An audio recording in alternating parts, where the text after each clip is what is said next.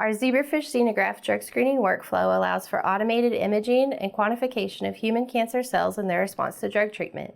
It can be used to rapidly test the response of a patient's cancer cells to known drugs or to identify new anti-cancer compounds. Using Zebrafish xenograft models in drug screening allows for in vivo replicate numbers that were previously only obtainable with in vitro systems.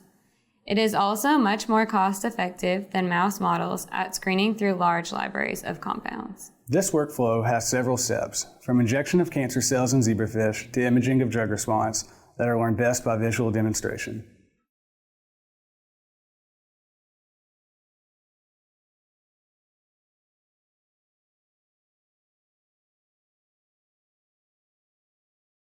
To begin, centrifuge a minimum of 2 × 10⁶ cells in 5 milliliters of PBS at 200 times G for 5 minutes and aspirate the supernatant.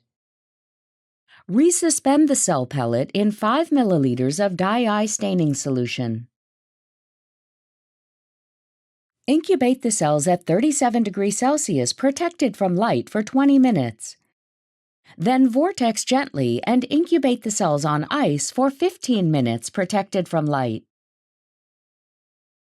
Then centrifuge the cells at 200 times G for 5 minutes and aspirate the supernatant. Wash the cells by adding 5 milliliters of PBS, centrifuging at 200 times G for 5 minutes, and aspirating the supernatant. Repeat the wash one additional time. Resuspend the cells in 1 microliter of PBS per 250,000 live cells and transfer them.